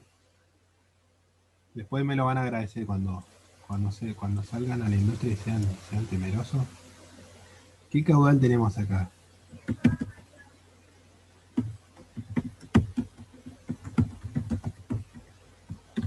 Y sale a caño lleno, ¿no? Porque la válvula está abierta al 100. ¿Qué habíamos dicho de estas válvulas esféricas? ¿Cómo funcionaban? On-off, ¿no? No era para regular caudal. La clase que viene vamos a ver uno con regulación de caudal. Pero ahí se las voy a dar yo, la fórmula. Y ASB. Para no...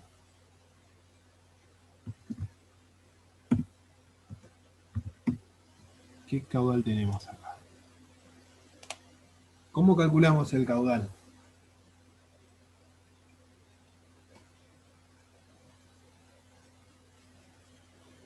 ¿Ya vieron trabajo en física?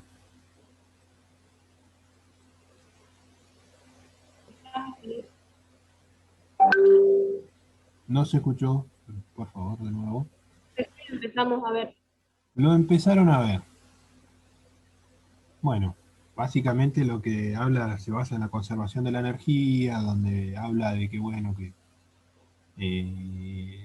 la energía no se crea ni se destruye, solo se transforma. En este punto, ya que me lo voy a adelantar, no sé quién es el profe de física, pero me lo voy a adelantar. ¿Qué tenemos acá? Energía potencial.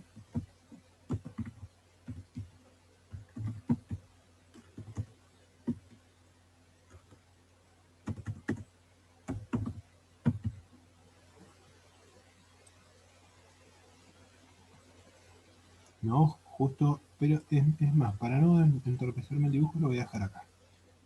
Tengan en cuenta que es el punto este. Vamos a dibujar un punto. ¿Qué les gusta? Lo dibujamos.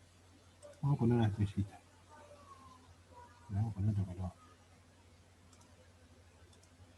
En ese punto, vamos a decir que el tanque está abierto a presión atmosférica, ¿no?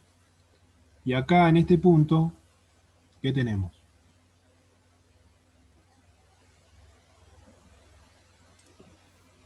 ¿En qué Energía punto? cinética. Tenemos el otro tipo de energía, que es la energía cinética.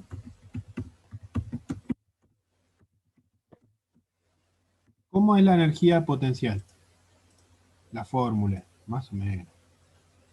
¿Cómo la podemos traducir? En ese punto. Masa por gravedad por altura. Están bastante aceitados. Masa por gravedad por altura. ¿No? Y acá, bien, me gusta. Me gusta, ya estamos charlando Un de medio colega. de la masa por la velocidad al cuadrado. O sea, esto entiendan que lo pongo elevado al cuadrado, ¿no? Para no entrar en confusiones. Bueno, si hablan de la... Y esto lo voy a escribir acá arriba, ¿no? El punto de interés de esto que... ¿Cómo hacemos? Ya les di una pista muy grande para saber el caudal que tengo acá. Obviamente, partimos de la conservación de la energía, que no se crea ni se destruye, entonces, ¿qué decimos? Que masa por gravedad por altura, que es igual a un medio de la masa por la velocidad elevado al cuadrado, ¿no? ¿Y qué hacemos? ¿Qué podemos hacer?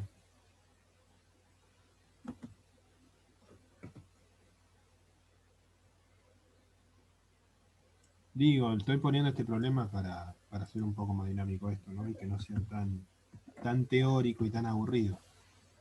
Las masas son la misma, ¿no? La masa de esta misma molécula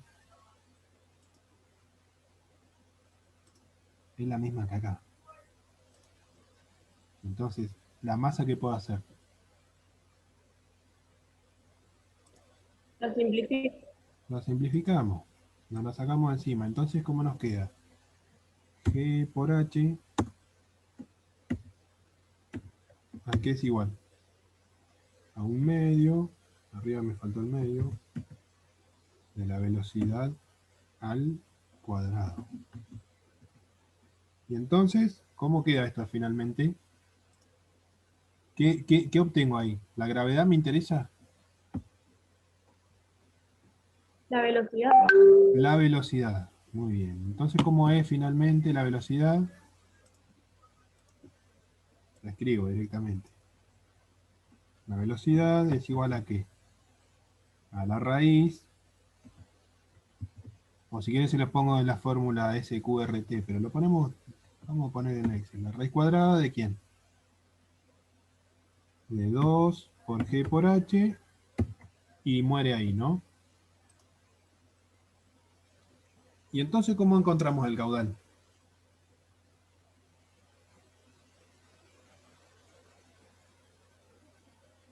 Con el área de la salida. Están para el parcial ya. La verdad que me pone muy contento esto, que estemos teniendo esta charla ya de ingeniería, ¿no? Entonces, con el área esta, ¿no? Esto, ¿cuánto? Calculemos el área. El área que era igual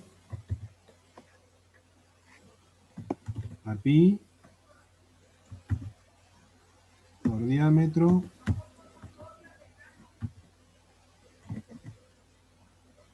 elevado al cuadrado dividido 4. ¿Cuánto da el diámetro este?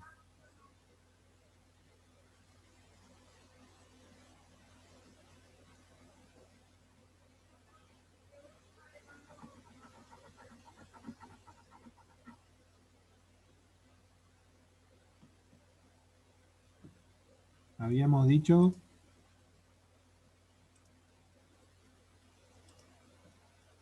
sería, vamos a calcular el área, ¿y qué ponemos? El área que es igual. 1/4 de pulgada, ¿cuánto sería? 1.25 por 2,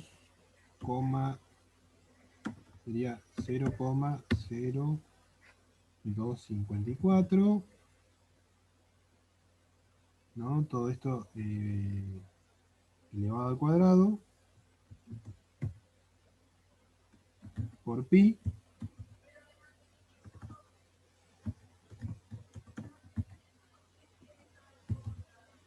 dividido 4. ¿A cuánto es igual?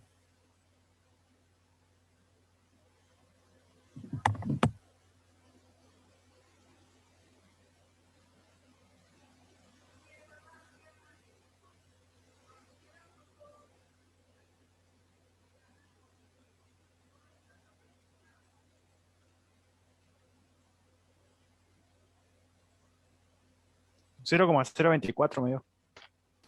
Metros, ¿no? ¿Alguien, Sí. ¿Alguien le da la razón a Nacho?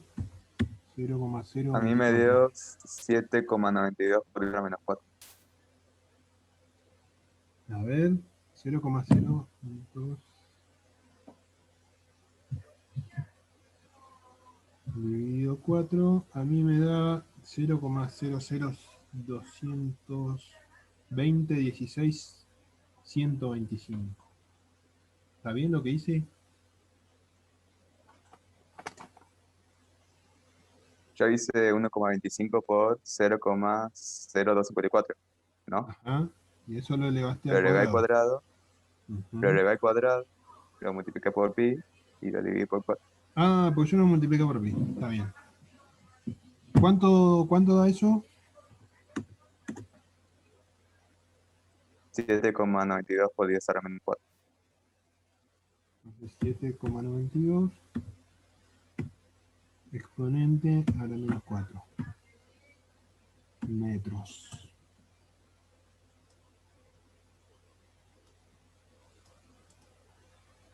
Bueno, esa es el área esta. Metros La- cuadrados. Metros cuadrados, perdón. Tiene razón. No.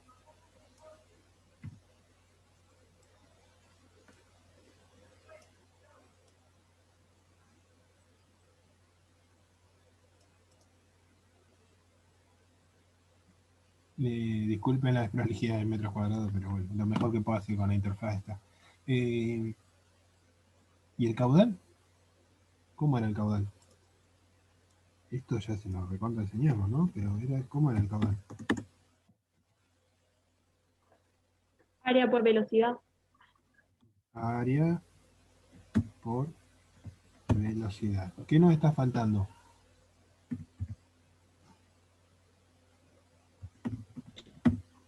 Velocidad. Bueno, ¿y cómo calculamos la velocidad? De acá, ¿no? Sí. ¿Cuánto les da la velocidad?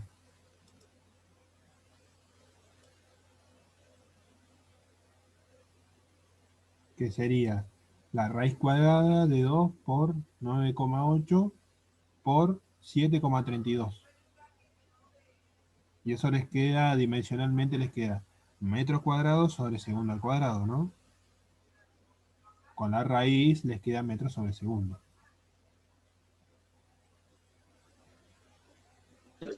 11,98 metros sobre segundo. 11,98 metros sobre segundos. Rapidito. Bueno, entonces, ¿el caudal cuánto da?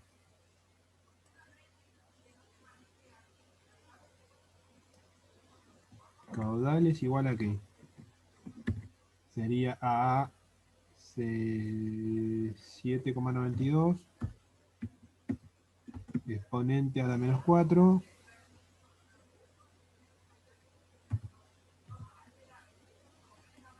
ponemos metros cuadrados, todo esto por 11,98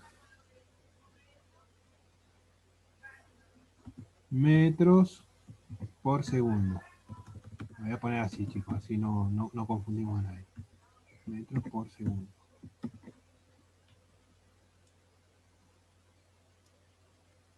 ¿Y cuánto les da finalmente? 9,4 por 10 a la menos 3 millones.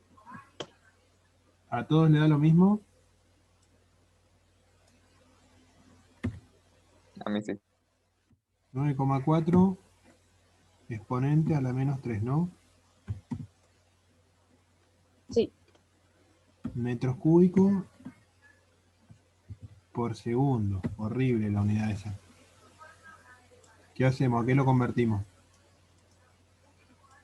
Seamos clásicos, chicos, disculpen. En metros cúbicos por hora. ¿Por qué número tenemos que multiplicar para que les dé ese valor?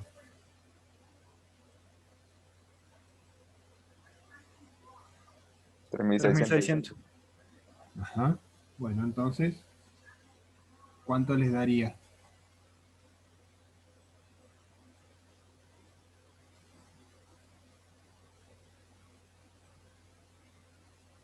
Disculpen a los adeptos al Excel que he generado y he logrado sumar a la congregación del Excel, pero de vez en cuando es lindo usar la 33. calculadora. ¿23 o 33? 33,84 me dio a mí. 23,84 Metros cúbicos sobre hora. cúbicos por hora.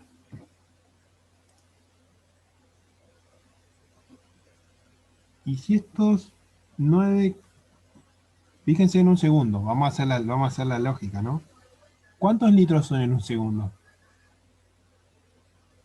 Si de repente abren la válvula y están ahí paraditos ustedes y se mandan la macana de abrir la válvula, ¿cuántos litros perdimos en un ratito? Y después lo van a tener que barrer, lo van a tener que juntar. Sería 9,4 en un Nueve- segundo. En un segundo, 9,4. Sí, porque un metro cúbico son 1000 litros, así que Ajá. sería 9,4 exponente a la menos 3 por 1000. En un segundo, ¿no? Usualmente las válvulas están un poquito duras, así que un poquito más. Bueno, esto alguna vez lo van a usar. Parece algo básico, algo medio tonto, pero lo van a poder estimar. Bueno, ¿quieren que lo complejicemos un poco más? ¿Vienen hasta acá? ¿La pudrimos? ¿Que corta la momia? Bueno, vamos a borrar todo esto. No, vamos a borrar algunas cosas. La teoría no la borremos. Este dato nos va a servir porque es el mismo, a excepción que... ¿Quieren que cambiemos el diámetro o no? Bueno, dejemos así. Dejamos acá.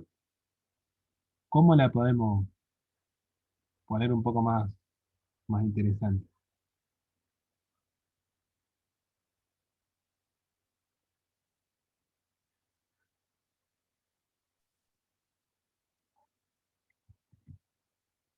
No, vamos a poner en otro color.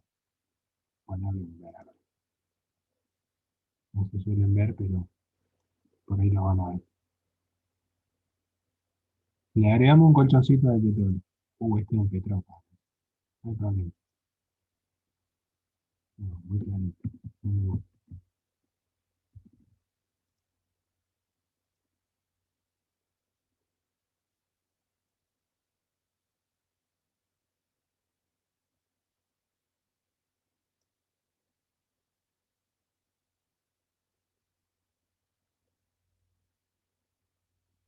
Ahí me gustó un poquito más.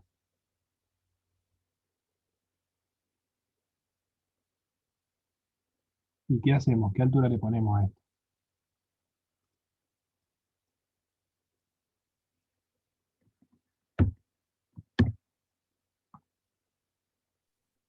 2,15.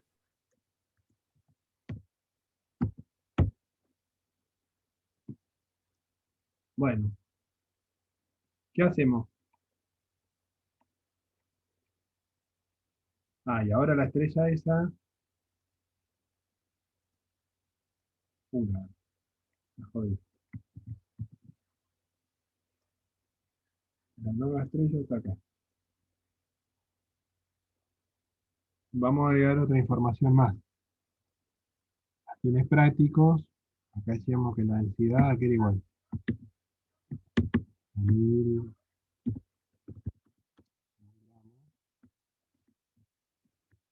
por centímetro cúbico. ¿No? Y esta densidad, ¿qué puede ser igual? 0, densidad igual a 0,723 gramos por centímetro. Epa, se puso más lindo esto, ¿no?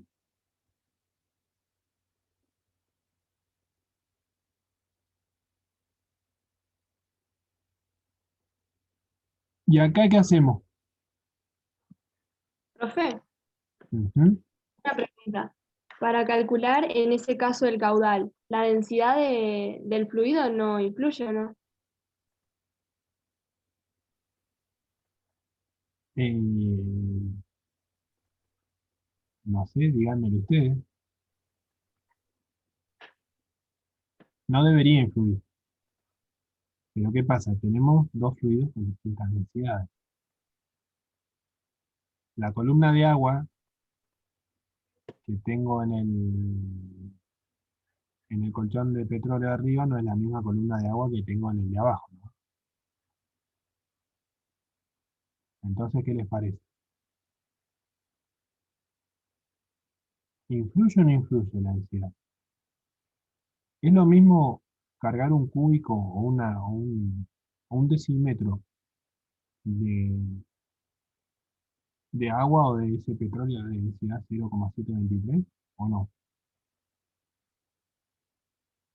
Ustedes que van a hacer el esfuerzo también con el bidón de 10 litros. ¿Es lo mismo o no es lo mismo?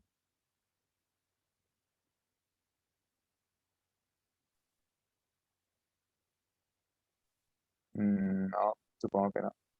No. Y acá es por ahí donde entra un poco lo del concepto de la columna de agua.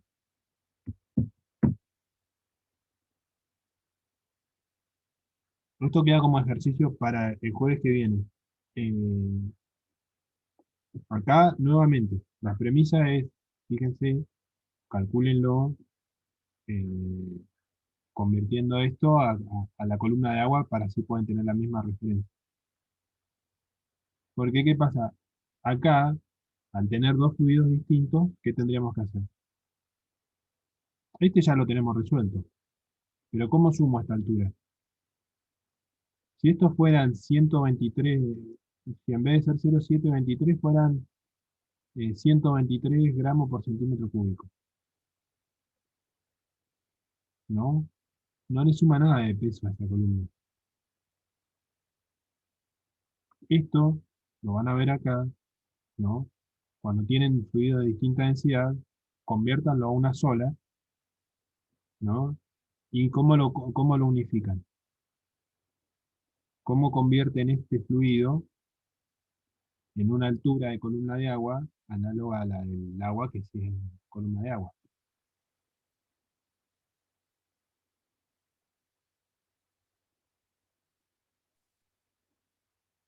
Calculando presiones. No, es mucho más fácil. Fíjense, 1 metro acá son 100 gramos, ¿no? 10 metros, 1 kilo. En este caso, 1 metro, ¿cuánto les da? Así sacándolo linealmente. Esto es netamente unidades, ¿no? Fíjense que 100 centímetros de columna de agua, ¿cuánto les da de altura? Búsquenlo en las tablas.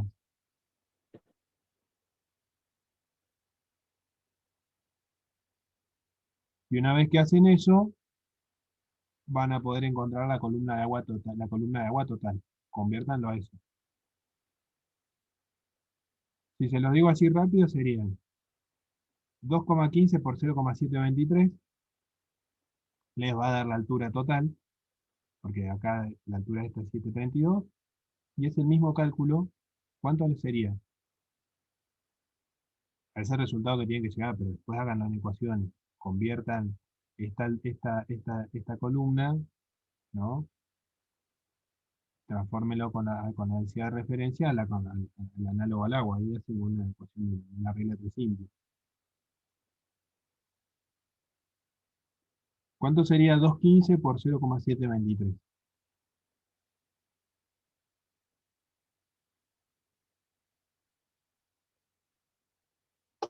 1,55.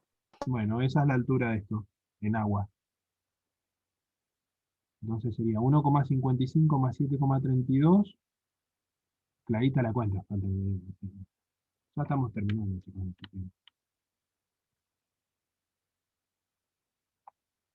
¿En cuánto queda? Esa sería la altura total. Profe, Sí, ¿por qué? No entendí esa parte de la multiplicación de... ¿Por qué por- sería como el agua ahí? y porque acá hay una unidad, ¿no? Que vos vas a usar. Acá, el primer caso era con el agua sola, ¿no? Acá al sumar un fluido más liviano o más pesado, ¿no? En este caso un fluido más liviano, ¿qué pasa? Te va a generar un peso y te va a aumentar el peso de esa columna, ¿no? Esto lo deberían haber visto en física. Pero ¿qué pasa? Esta columna de 2,15, 2,15 m, ¿qué pasa? No pesa lo mismo que si fuera agua, ¿cuánto pesaría esta columna? Independientemente del diámetro, ¿no? ¿Cuánto pesa esta columna si fuera de 2,15 m? Si fuera de agua.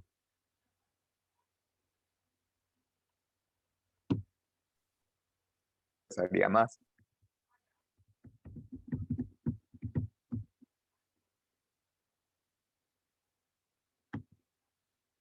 A ver.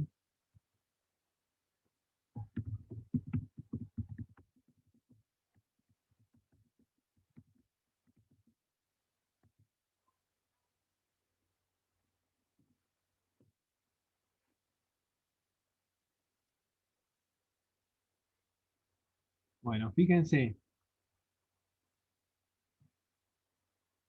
que busquen la conversión de columna de agua, ¿no?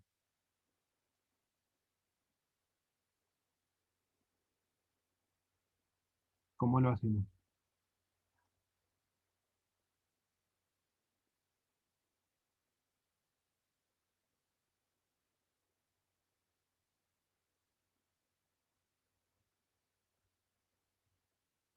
¿No vieron con Iván esto de ejercicio de columna de agua?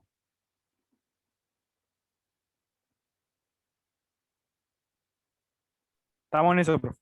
Ah, bueno, bueno, no, sé que han tenido otros parciales y que están un poco complicados, pero bueno. Bueno, hagamos una cosa. Saquen la columna de agua de este ejercicio solo, tomen la impresión de pantalla y después hagan el caso. Igual les saco una foto ahora y lo mando al grupo si ya tienen de responder. Nos vemos la semana que viene, más fresquito, ¿no? Y saquen esta columna de agua lo que equivale. Dejen todo en columna de agua y dejen una sola altura. Porque esto es algo básico, ¿no? De que esto convierta en toda columna de agua, ¿no? En la columna de petróleo y esto a columna de agua ya está. Dejan todo de referencia como si fuera el mismo fluido. Y para dejar eso multiplican la altura por la densidad. Acá lo que tienen que hacer es que les quede.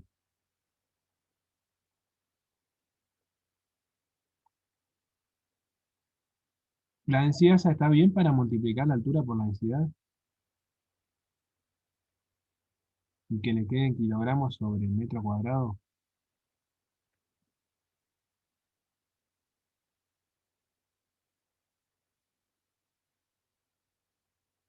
¿No?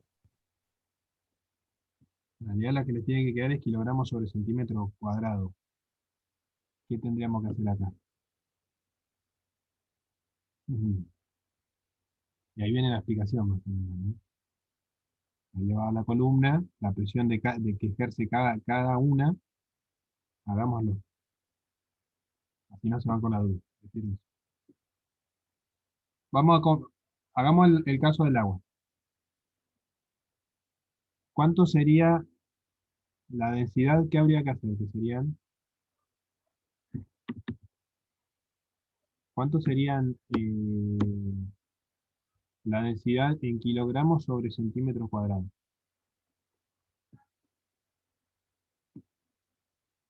¿No? Entonces decimos que tenemos 0,723 gramos sobre centímetro cuadrado, centímetro cúbico. ¿Cómo lo convertimos a kilogramos sobre centímetro cúbico? Se divide por 1000. Entonces, ¿qué valor nos queda? 7,23 por 10 a la menos 4. 7,23 por 10 exponente a la menos 4. ¿No? Esta es la densidad de este, ¿no? ¿Qué pasa si yo digo que tengo la densidad? ¿Le suena que esto de presión es igual a altura por densidad?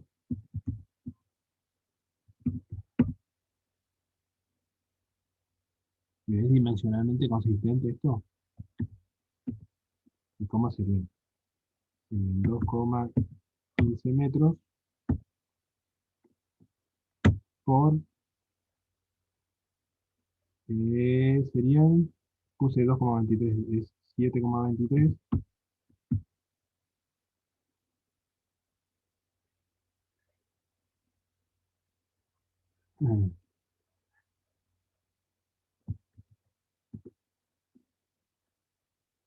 Kilogramos por centímetro cúbico. Si algo sigue estando mal acá, ¿no? Faltaría la gravedad. No, acá solamente con la presión. Igual no entiendo qué es lo que están tratando de calcular, porque yo me perdí. Bueno, vamos a decirlo. Acá vamos a calcular la O sea, presión que ejerce esta columna, independientemente si esto tiene un área chica o un área enorme, sí, ¿no? Vamos a borrar porque acá puse malos números.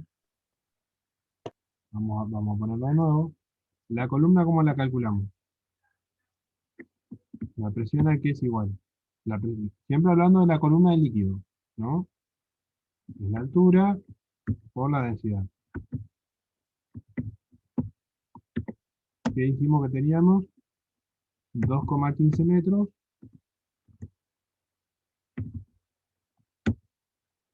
¿no? Por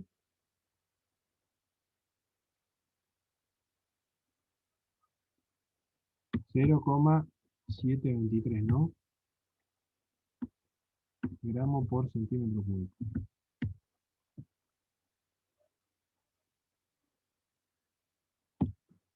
Ahora, ¿estos cuántos centímetros son?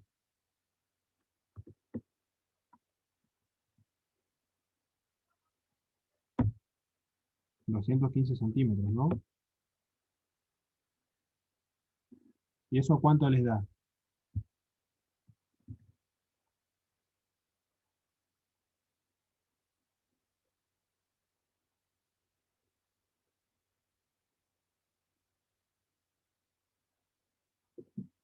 Ciento cincuenta y cinco coma cuarenta y cuatro.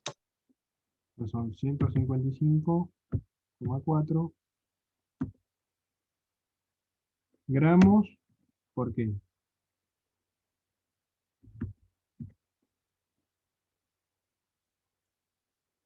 Profe, Ajá. ¿sabe que nosotros lo veníamos viendo con gravedad la presión? Va, que yo recuerdo.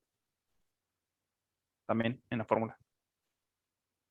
Es rho por G por H, ¿no? Puede ser que esté metiendo mal número, ¿no? Pero esto te queda 0,155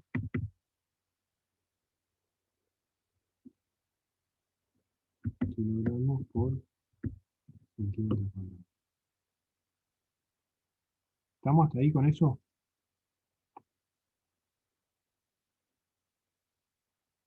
¿Le suena o no le suena? La presión. Estamos hablando de presión y altura por la densidad. Solamente la presión.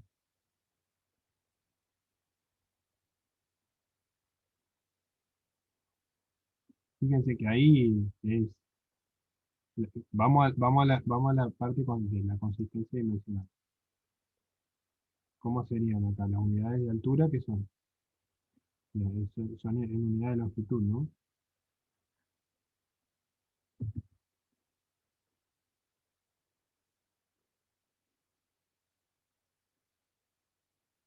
En realidad lo que hace con la... Sí, está bien lo que están viendo.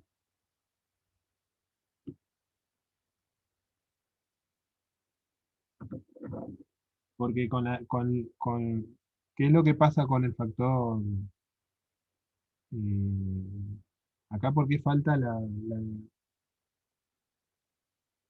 ¿por qué falta la gravedad? Porque Estos presión es kilogramos, fuerza sobre superficie. claro, pero estos kilogramos, ¿de qué tipo son? Más. Son masa, ¿no? Si lo multiplicamos por 9,8 metros sobre segundo al cuadrado, ¿qué tenemos? Newton. Newton. ¿No? Bueno, así viene la mano. Vamos a hacerlo así. Calculen la presión que ejerce esta columna de agua, ¿no? Que sería la presión, ¿cómo sería? Sería la altura por la densidad por la gravedad, que es lo que veníamos usando acá, con la energía potencial, ¿no? ¿Y después qué hacemos?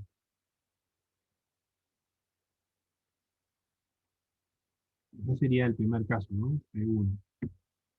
Y el otro caso, P2.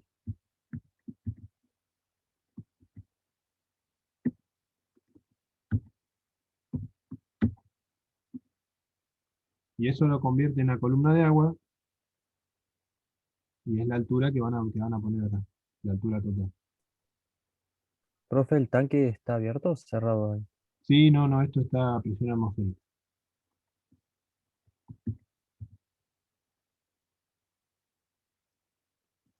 ¿Y esa presión no influye a la hora de calcular el caudal o no? Y acá donde vamos a ver, donde se pone un poco más lindo esto. acá también está presión atmosférica. Acá cuando vos igualás, acá no te influye, ¿no? ¿Por qué? Porque acá tenés la misma presión, la presión atmosférica en este punto. Con este punto se contrarrestan, ¿no?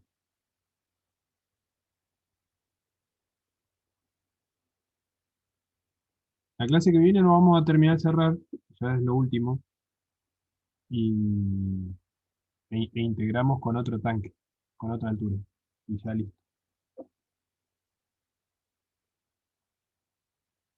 Después hay un caso que podemos meter con gases ideales, pero no lo vamos a complejizar tanto por ahora.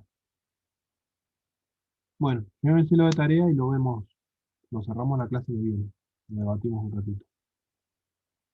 Lo tiré así por tirarlo, ¿no? Después se me van ocurriendo cosas en el camino. Pero algo que nos puede pasar.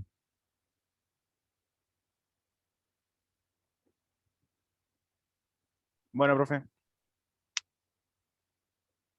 Bueno, chicos, la semana que viene vemos un ratito de